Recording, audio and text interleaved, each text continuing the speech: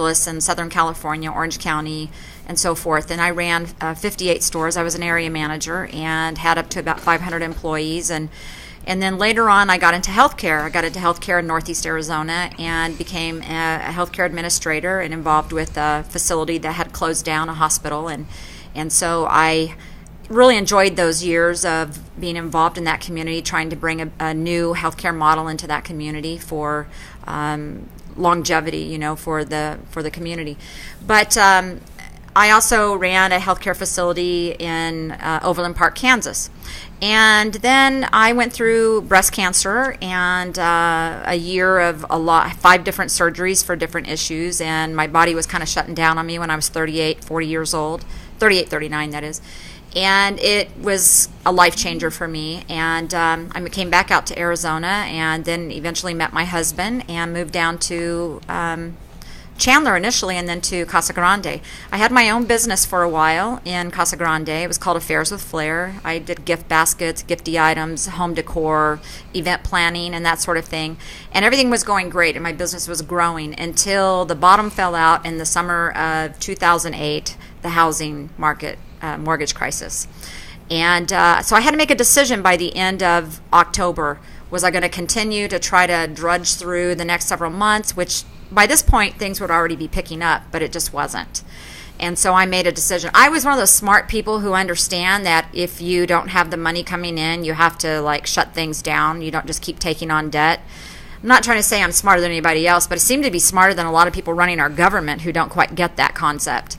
So I did close my business down, and shortly after that, I came across a website. I had been a member of an organization called Grassfire. I'd just been a member of it for many years, and they are an activist organization. They give people the opportunity to sign petitions, and they send those into Congress for you. And so it was a way of me feeling like I was doing something. And they launched this new website after the bailouts and everything that were going on, and they were pretty disheartened by what was happening.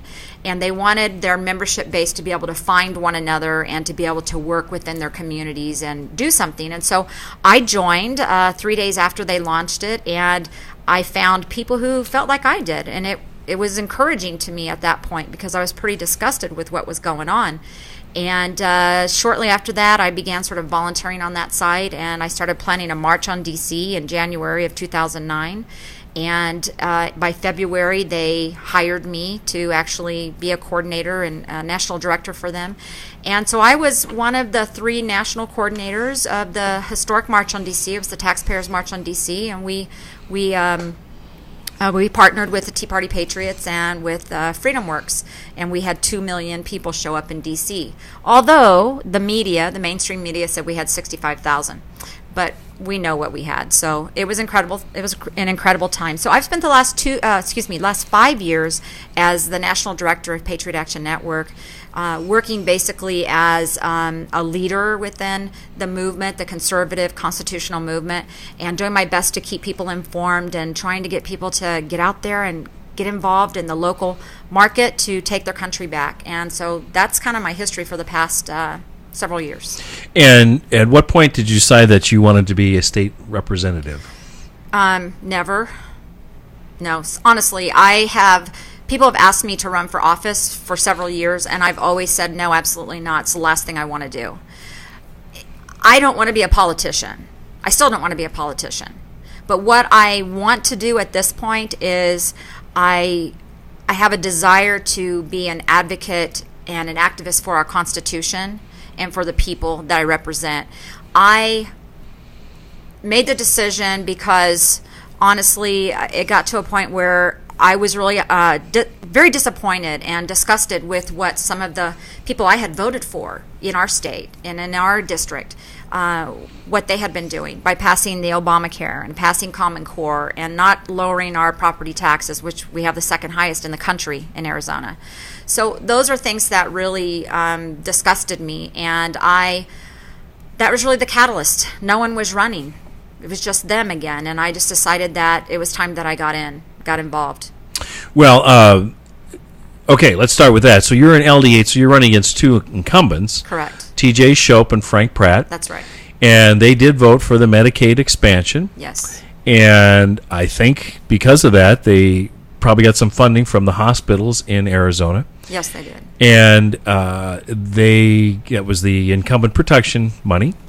And so that's going to be very tough to overcome because it's a huge district, it's a lot of mileage. You got to cover a lot of ground, I should say.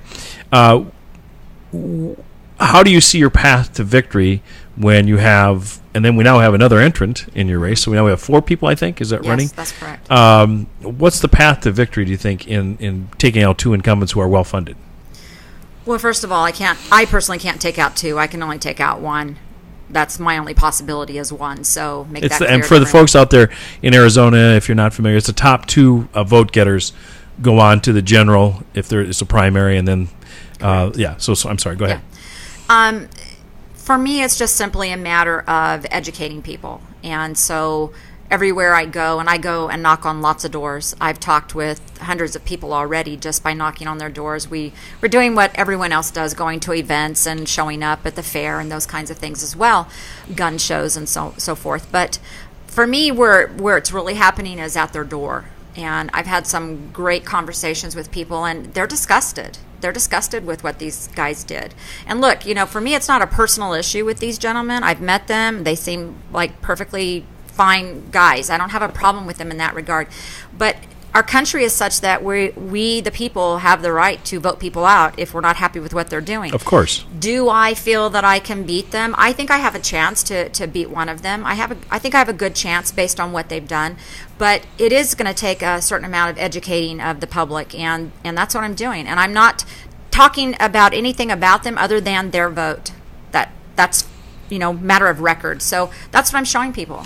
Well, then in that respect, give people an overview of why you thought the Medicaid expansion bill was a bad thing, in light of a couple things. One is, at some point in our history, according to, I talked to TJ about it, that Arizona did vote to create some sort of medical services for people at 125 or 30%. There was a proposition that was passed by the state, and he felt one was that we had to meet that mandate because it's constitutional, and we didn't have the money to do it. And the only place we'd get the money is through the Medicaid expansion through the, Obamacare.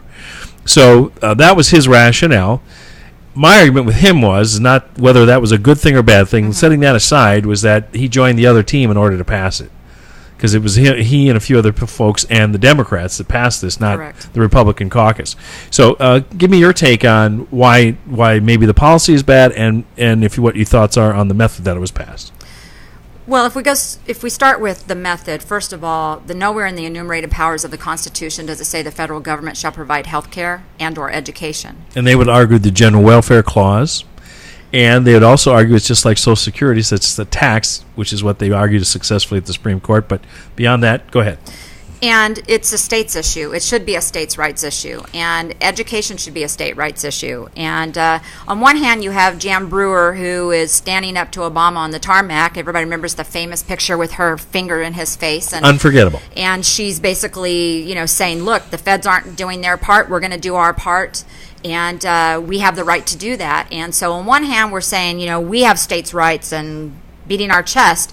And in the next breath, it's like, oh, but yeah, we really want your medical dollars and we want your education dollars, even though we've never even seen a curriculum. We're going to approve this, even though we know that this Obamacare is going to be a disaster for our state. And really, the rationale, from what I understand, is that they were looking at this as a fix for rural hospitals. Yes, that's what Harold Van Gilder said. Well, that's ridiculous, okay?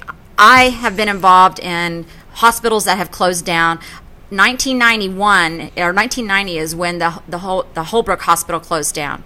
And at that time, we were doing a lot of research as to what was going on with the hospitals. And they said over the next 30 years, you were going to see a major trend in hospital closures in rural communities. And since that time, many have closed. But here's the problem. You can drop dollars into them, but these hospitals still can't compete with tertiary care facilities. Number one, there's a certain mindset that people have in rural communities that their hospital doesn't have the capability to take care of them, doesn't have the skill level to take care of them, and so it's always better to get real health care in the city. Now, that's a mindset that's hard for rural hospitals to overcome. Plus, it's very expensive for rural hospitals to bring in staff at a reasonable price. So you end up paying a lot more money to bring people into your community to work in your hospital. And a lot of these rural communities, they end up having to pay for the doctors to come in. They're paying twice as much for nursing staff. So it's really a drain on these hospitals. So it's really not an economic model can work even if it's supported by a subsidy is what you're saying. Right. Well, here's the other part. Because a lot of these hospitals were already getting funding from foundations and other organizations who were providing for indigent care. For example, a lot of the hospitals, they get a lot of money that helps to offset all the indigent care. The uninsured people.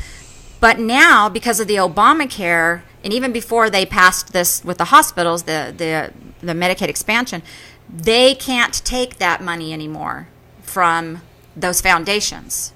So it's not that they're better off. They're really, in a lot of ways, even worse off, because there's a certain type of, here from all the years that I worked with Medicaid and in this state with Access, there's a certain mindset that goes with that from people that they'll just go to the hospital when they have a sore throat instead of establish themselves with a doctor. So it really drives cost up is what happens.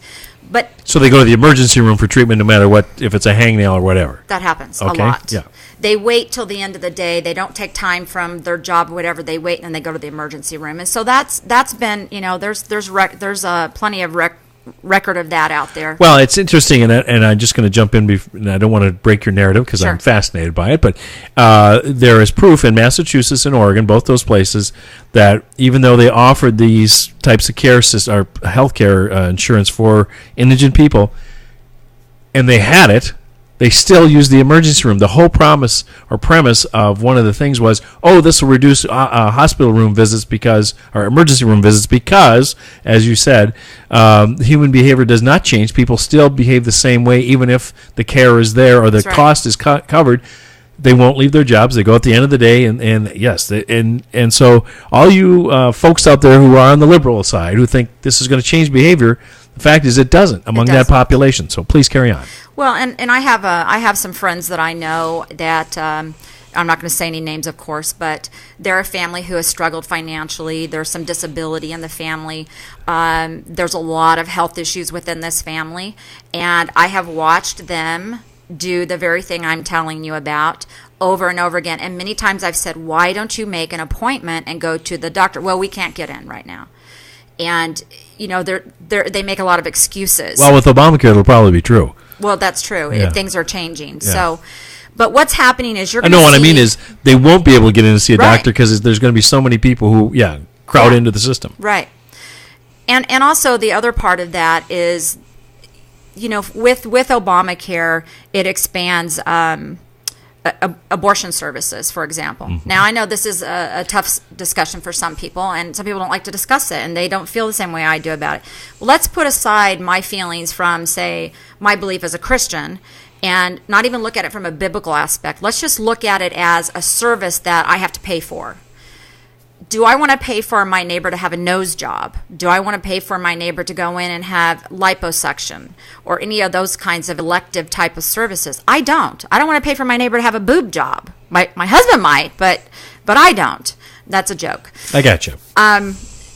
But now... So now you're not saying Obamacare doesn't do that, right? Obamacare doesn't do those things. Okay. But it does make us pay for abortion. Yes, it does. And so that's an elective service. The majority of abortions are by young girls who are uninformed, who are afraid, who don't have a good network of people that they can go to, of advisors and people to help them make a good qualified decision. So I don't want to be paying for the girls on my street or my neighborhood or in my state who are using abortion as a method of birth control, and I have to pay for those services. So, but you're in favor of the birth control mandate then, or are you with the Hobby Lobby that says, I don't believe in that either? I don't believe in that either. So how do you prevent the pregnancies? Okay, well, let's see. I was a teenager once, and I remember I lived in Southern California, and I went to the local health department, and they charged me based on a sliding scale of how much money I made. Yeah. So I did pay, but I paid based upon what I could afford. Yeah, and I've always argued that it's out there. Sandra Fluke, when she made her big speech about how terrible things were, she could get it for $9 a month, you Right. know, and if she couldn't afford it, they would have just given it to her. Yeah, that was ridiculous. Yeah, but it sold. It worked. Right. Actually, he got reelected. So, Yes, he anyway, did. so your problem is not only that the way it was, or that the services that are provided are against your moral beliefs. Right. So, I mean, you know, there's multiple ways you can look at this whole Obamacare thing. But the other part of it is, in 2010, I believe it was, our state, through Prop 106, voted against Obamacare. No Obamacare in our state. Over 70% of the voters said absolutely no Obamacare. So then we turn around and we say, okay, Obamacare. Our legislators say they know better than what the people know. And that bothers me too, because I guarantee you if 70-some% of the people in the state say no to something, that's a pretty strong message. Yeah, it's not close. You know, it's not 20%, it's not 30%. It's 70-some, I think it was actually closer to 76%. But I could be wrong, and it might be more like 72, but I can't remember. Okay. But so that's a problem for me as well. So if you became a legislator in 2015, January 2015, what do you think you could do along with the Republican caucus to, you know, maybe the lawsuit will be successful, but if it's not, Right. what do you think you can do as a rep? Well, one of the things that needs to happen is we need to repeal that Medicaid expansion as is. And what we need to do is look at what makes sense for our state and for our financial situation. Just because our state constitution says we have to provide this, as TJ says, it comes down to money. You know, you can tell me that I need to provide $1 million to somebody for something, but if I don't have it, I can't do that. So let's start with what we can do, number one.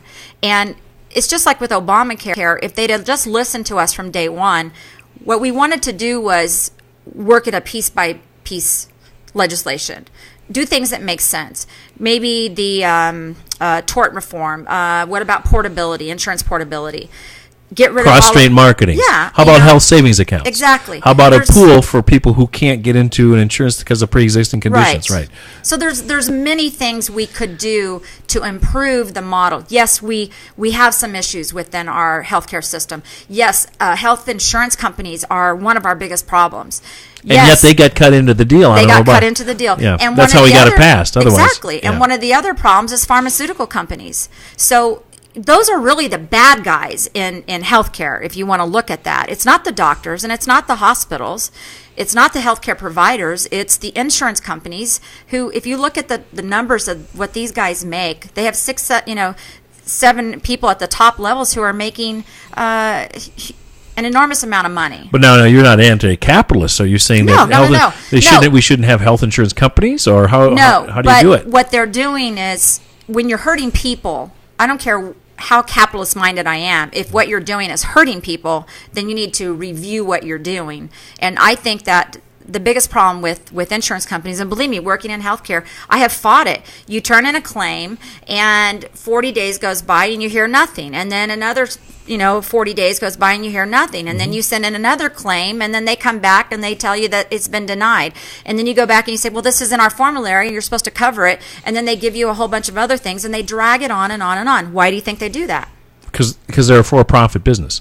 And so they're trying to cut their costs. But again, back to as a legislator, what do you think you can really accomplish? Even with, we'll have a new governor who's committed to doing something about this. If Doug Ducey wins, he's on your side of the ledger. What do you think you can actually do once this is in place? Well, like I said, we need to repeal sections of it, and we need to, that's the first thing, is we need to repeal and replace. We need to repeal certain aspects of this, and we need to replace. Now, if we'd have just gone with what was supposed to happen in the first place, which we would have reestablished the Medicaid to the original levels before they pulled that in itself would have been a great step in the right direction. And that's something that we can look at. And of course now they it's had going to take funding. Yes, it's going to take funding. So are you saying, if we pull out Obamacare and restore the proposition requirements from the Constitution, we have to look at raising revenue? Possibly, but we have to look at that. I don't know. We're going to have to see where we're at that point and what makes sense for the whole at that point. Okay, so that's your idea would be, okay, let's repeal this and see if we can fund what we were mandated as a state, try to get Obamacare out of the whole equation in the state, and go forward from there. And possibly do it in a step-by-step fashion. So it may not be the whole enchilada at the start. You're going to have to break it down. The biggest problem we have is that the federal government now has its nose in the tent. Exactly. And, what I have to fault my Republican colleagues, because George Bush had both houses of the House of the Congress up to 2006. They could have done something about this because the problem was there 10 years ago. You're right. And they did nothing. No. He made a little feint at Social Security privatization, and then he got busy with a war. And that's all he taught, that's all he focused on. So, we're not without blame here because we let this thing fester long enough so people said, I've had enough, and they were willing to throw the baby out with the bathwater. And I love this one, Darla, that there's 40 million uninsured, Yeah. And so they signed up 7. Okay, so, all right, so wait a second here. If there were so many uninsured, why aren't they flocking to sign up? I mean, it doesn't make sense, but the media just, that's the number, so that's good enough, so we'll just go on. Well, the media's in the tent with them, so. Yeah, well, because they believe in socialized medicine, and that's fine if they do. And, why don't they just go for single payer then and be done with it like Medicaid and Medicare? Well, that's what they really wanted. And the conservative movement, we fought them on that from day one. We rallied. We went to town hall meetings. We went to But that DC. would take your insurance companies and pharmaceutical companies out of the equation, and that would be a good thing in your mind. Well, no, I didn't say that they should all close down. Well, I understand. think that but if you have single payer, you don't need health care insurance. No, we didn't want a single payer. Oh. We fought single payer from day one. That's what they wanted. That's what the liberals wanted. Yeah, I understand. And that's still what they want. But so they put this albatross in place thinking that it was going to be so bad the American people just throw up their hands and say we need single payer. Do you think that's the end game? I think that's what they're wanting. Yes, Okay. I do believe that. All right, we're going to take a short break here at the top of the hour. My guest, Darla DaWald, who is running for LD8 House. The election for the primaries, I believe it's August 26th. That's Is that correct. the date? And, of course, your early ballots will be out July 26th, where we're looking at, really, folks, only about 10 weeks, give or take. Well, even less before the voting starts. 8 weeks? I think it's 8 weeks until the voting starts. I was looking at my calendar for my man, Adam Quasman, and my man, Doug Ducey, and I was saying, Jesus, we don't have long to go here. So let's take a quick break from our wonderful get our advertisers in here so they can make some money this week. And stay tuned. We'll be right back. I'm Douglas Wolf on Pinal Power Players.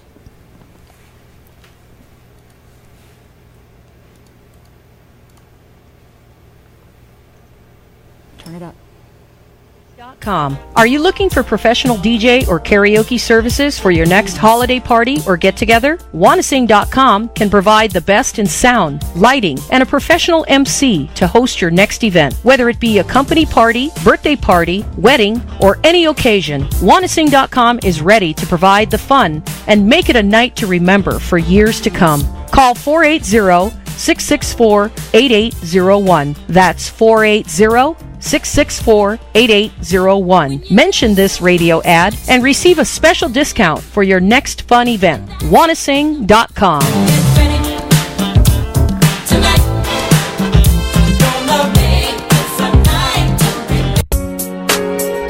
When you visit Hill Family Dentistry in Santan Valley, dentist Dr. Tim Hill provides each patient with personalized, gentle care that you deserve. Our entire team is dedicated to providing you and your family with services that will make you smile. With a full range of general, cosmetic, and specialty dentistry services that will keep you and your family smiling. Our commitment to our community is to provide outstanding oral health.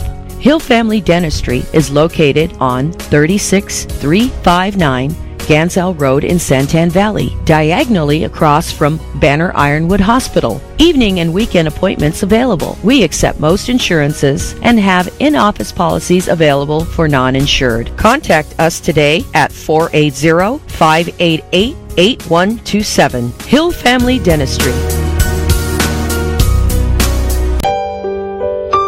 Got pain? Call Dr. Wayne. Chiropractic care may be your answer. Queen Creek Back Care.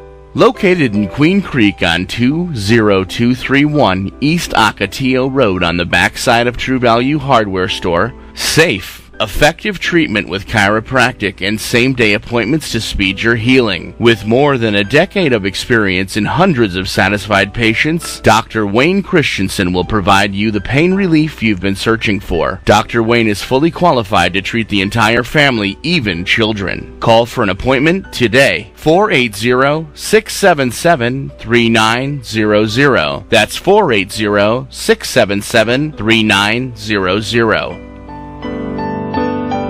you ready to start taking control of your future and maximize your earning potential? Central Arizona College has smaller class sizes and personalized attention to help you compete in today's tough job market. CAC now serves Santan Valley and Queen Creek. The CAC Santan Center is located in the shops at Copper Basin on Hunt Highway, behind Barrow's Pizza. Stop in and see how taking classes at CAC costs a fraction of a state university, and your credits can transfer. So, if you want to earn real money, you need to learn real skills at Central Arizona College. Enroll in classes today by calling 480-677-7825 or visit www.centralaz.edu or call 480-677-7825 or visit www.centralaz.edu. Central Arizona College, your way.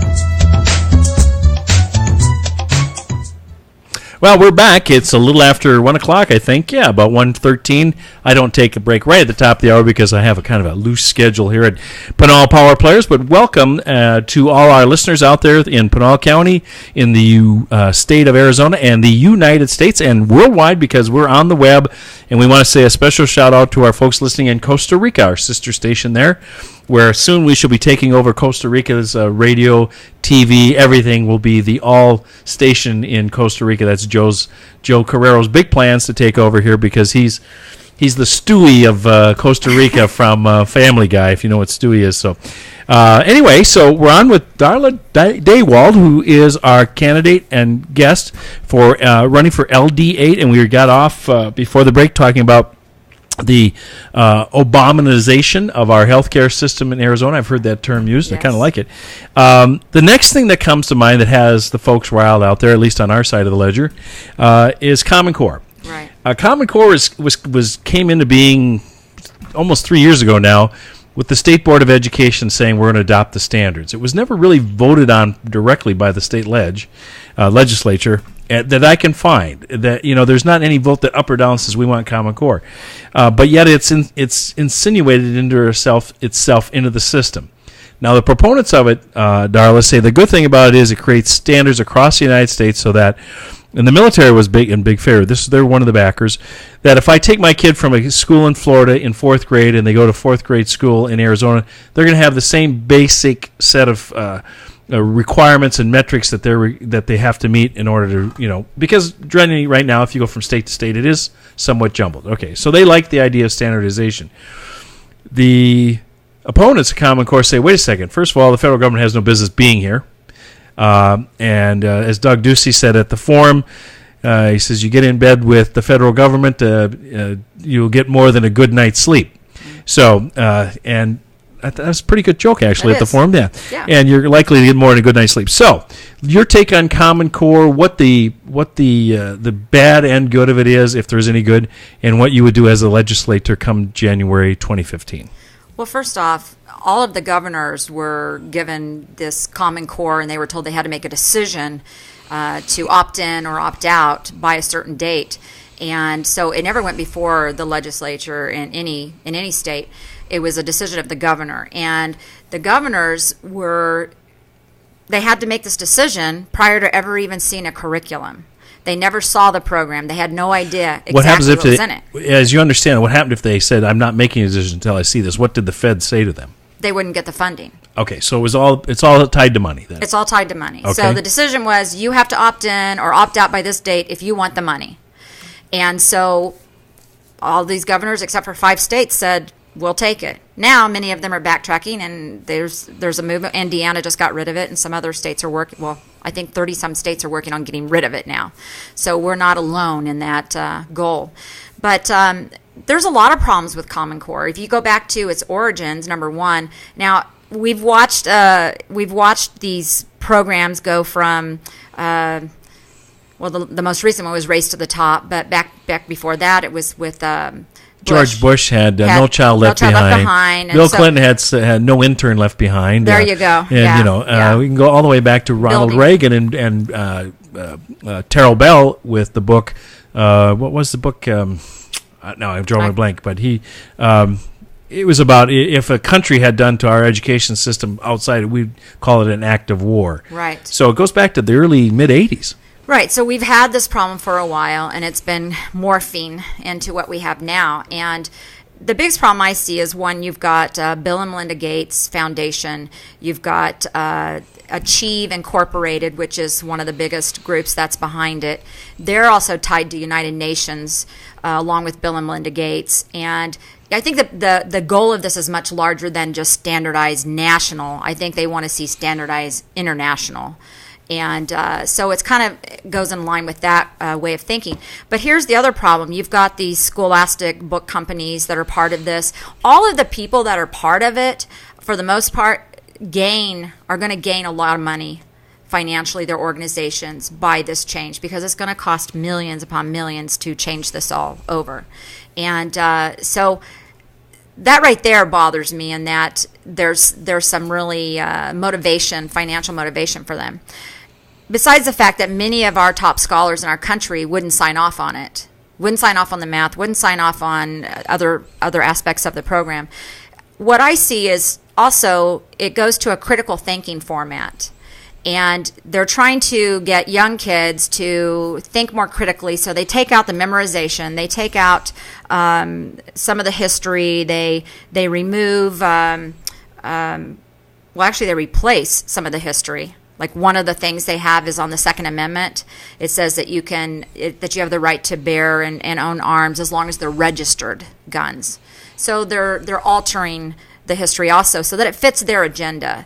And so that's really what it comes down to me, is that they're doing something that they're trying to indoctrinate kids to think a certain way. Are the Common Core standards, were they, and I'm going to plead ignorance here because I don't know, it didn't come out of the Department of Education, though. It came out of a business group and that Achieve Incorporated and Bill and Melinda Gates, but then they went I know Bill Gates is no conservative, no, right? Okay. No. So, but he's and not their foundation, and they give lots and lots of money that supposedly is to do good things, but at the same time, part of this program is there's a computer aspect to it, and of course his company's going to get a lot of money for that.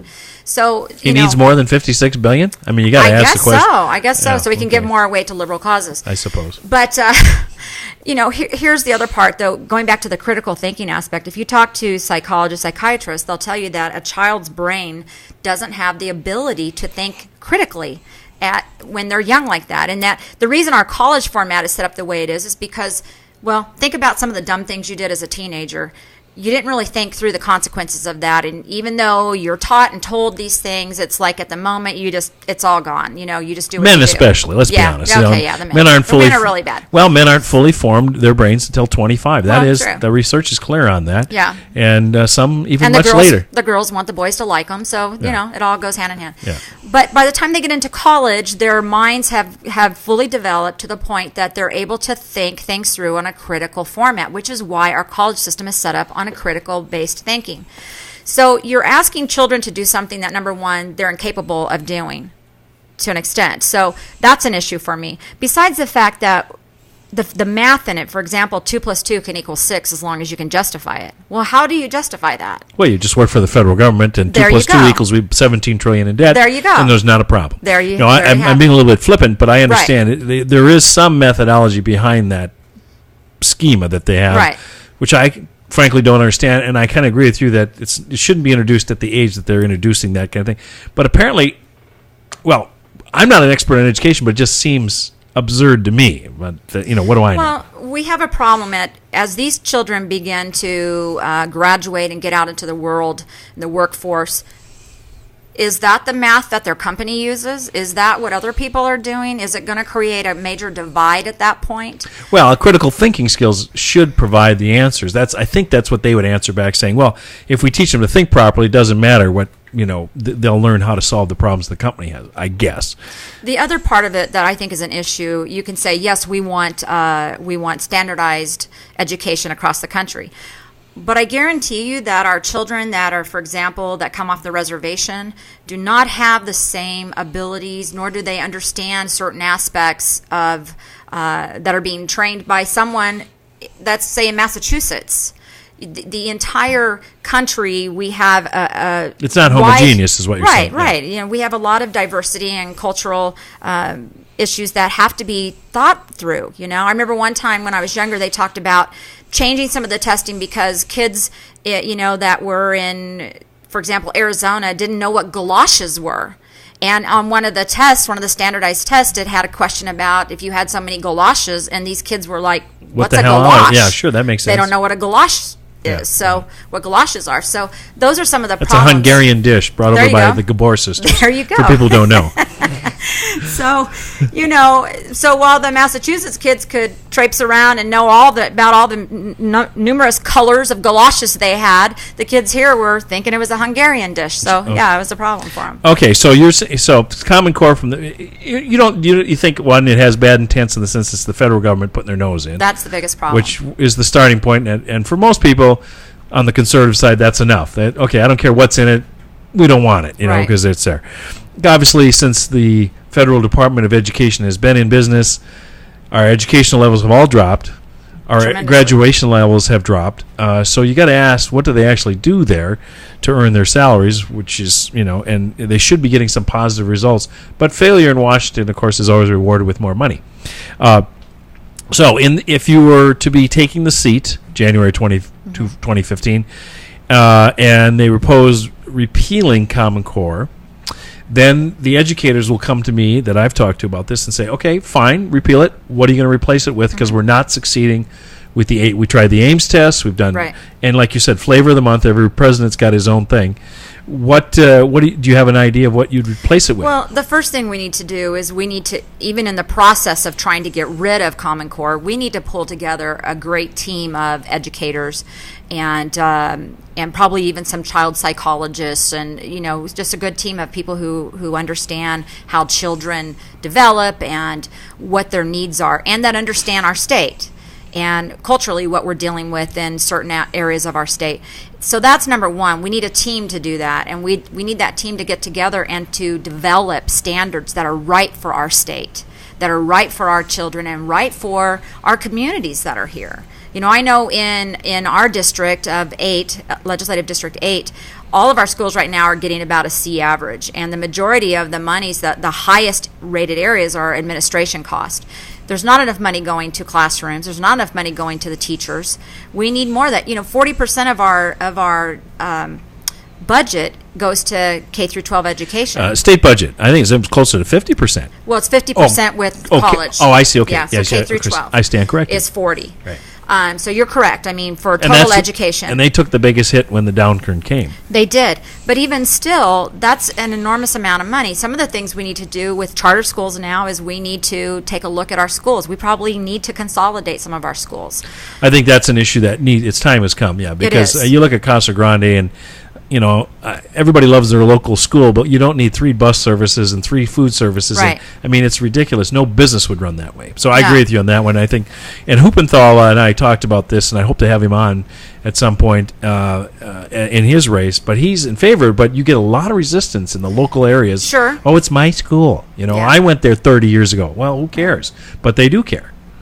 Well, we all get attached, I watched my high school recently. They tore down my high school, the main building. It had a lot of asbestos and other things. And it was, for all of us, we have a Facebook page. This was in Millington, Tennessee. And we all get on there and we whine and cry and boo-hoo over the fact that they tore down that building and they built all new buildings. And, we have a lot of memories there and we're attached to it. But that's the past. So that's one issue you'd want to talk to the folks in LDA and say, look, we really, in order to save education in this state, we've got to be smart about how we spend our money. We have to. Yeah. And we need to pull together the top people from that, and we need to look at how we can cut, where we can cut, and we need to do our best to make sure that our kids are being taken care of the right way for them in this area. That's right for them. A couple more questions. A lot of the governor candidates are running around and putting in their platforms. They want to. Ducey is saying he wants to start reducing the state income tax and business tax so we can be more like Texas and Nevada and so forth.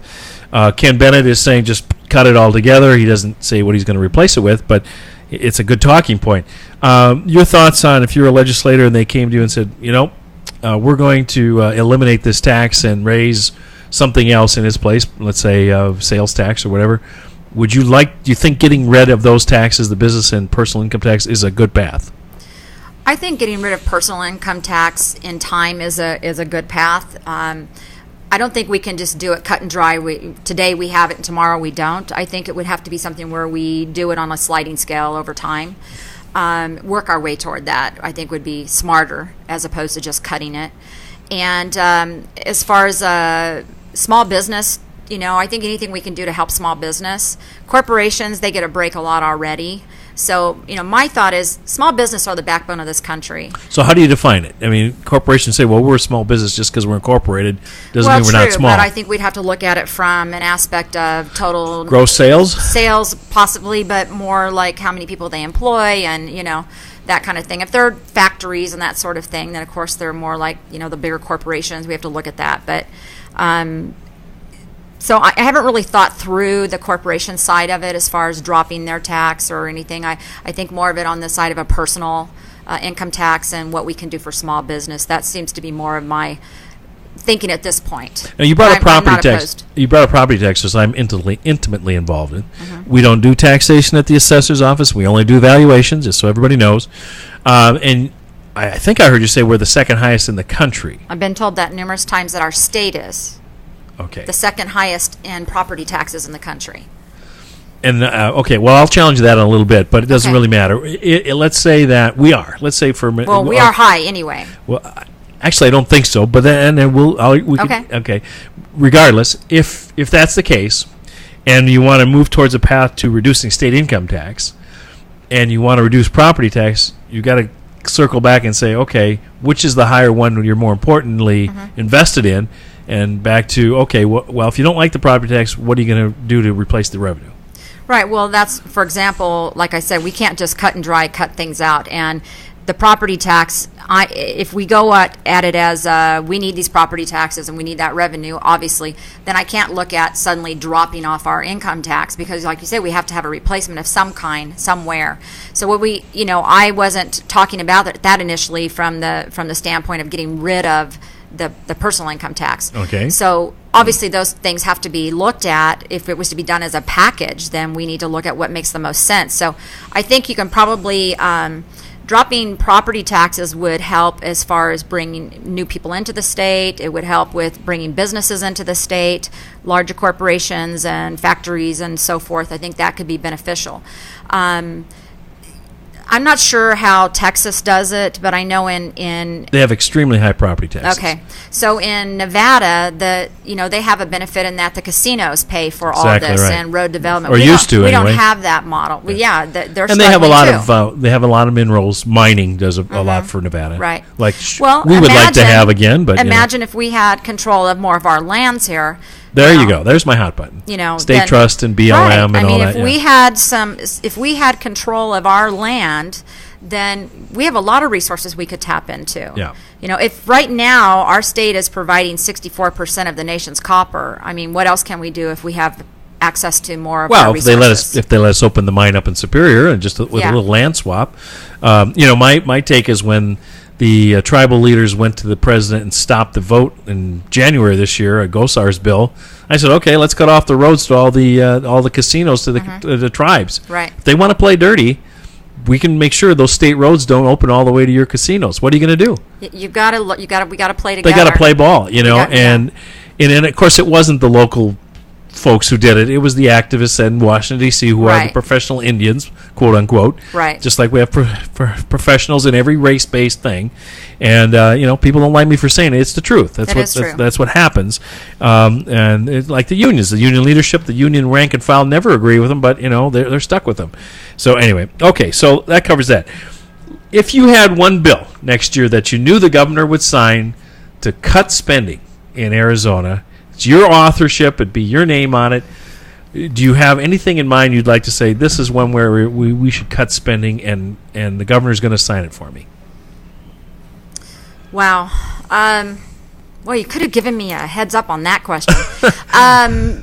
I just keep coming back to the. Well, conservatives always ask that question. I know, where are we going to cut I know. spending? Well, to me, the two areas, and we've discussed them, is really for me is Obamacare, and it's also Common Core, because Common Core is going to take millions to implement that. I think that's a good answer. So, I think the other answer would have been the one you brought up earlier, is consolidation of schools. Yeah, well, that's to me is part of the whole Common Core. School. Although they would say, it's local control and all that, but the state pays the bill. Yeah. So anyway. Well, right now you've got an average, like in LD8, you've got an average of about 17 students per teacher. Yeah. That's low. I went to school with 28 to 30, in the classroom. And I know we have different kids today. We have a different environment. But those are definitely things we need to look at. Well, we're getting to the bottom of our time. The hour went quickly, as it always does when you have an interesting and effervescent guest like yourself. Well, thank you. I'd want to give you a minute or two to just make your campaign pitch, why people should select you for the next LD8 State House. Well, I like to refer to myself as someone who has fire in the belly.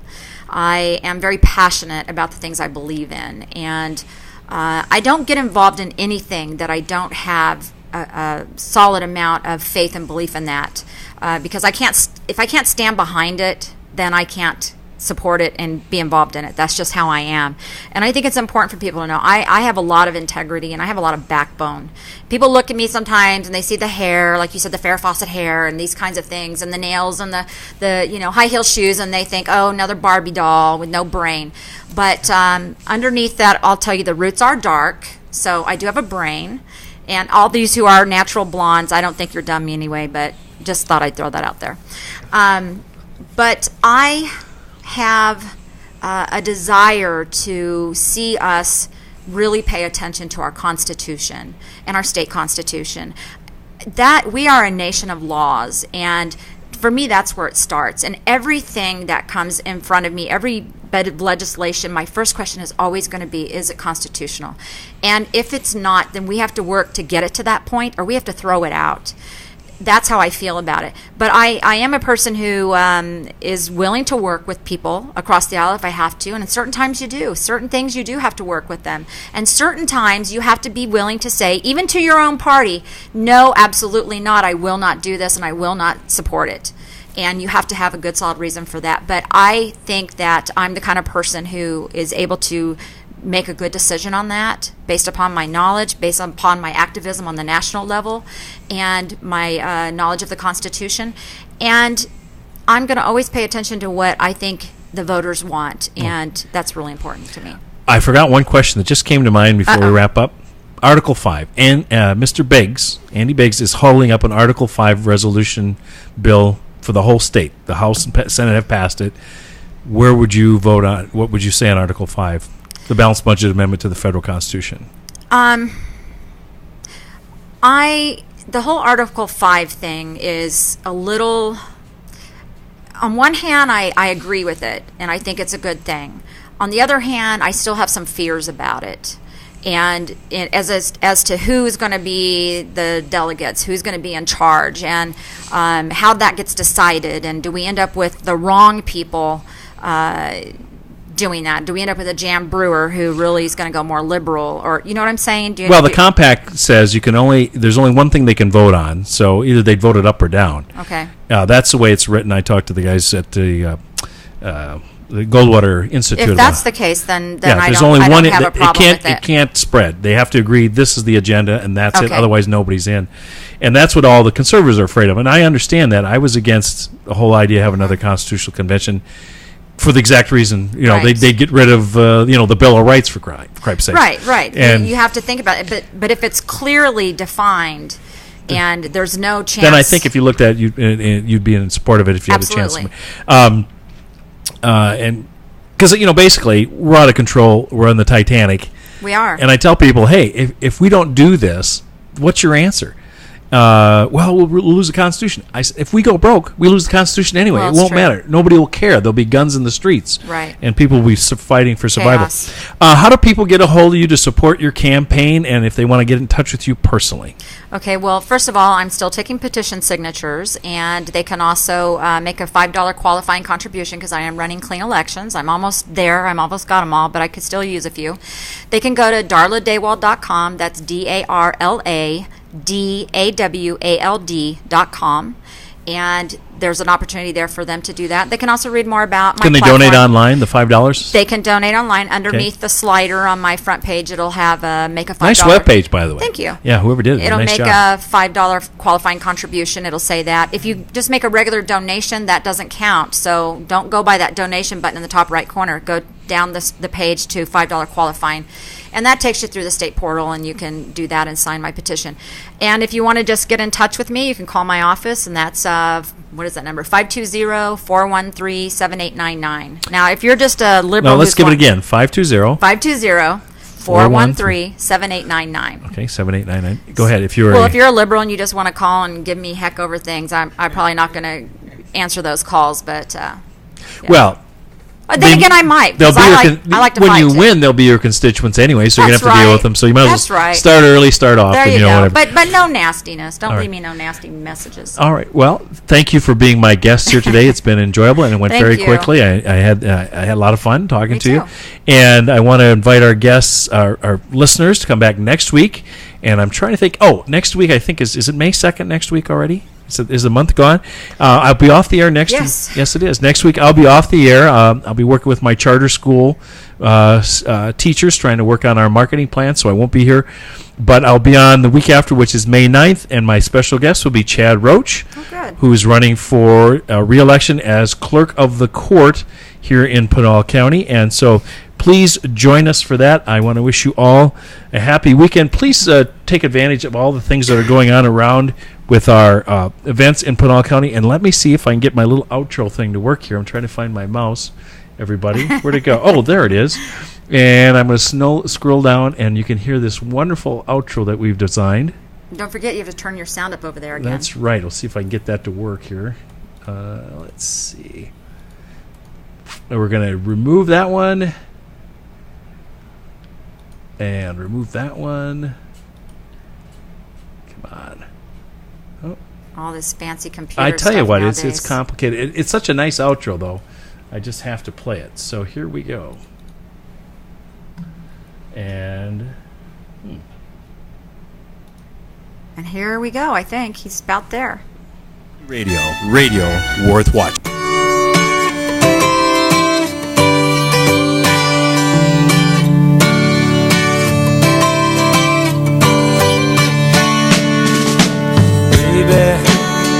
When I think about you, I think about love.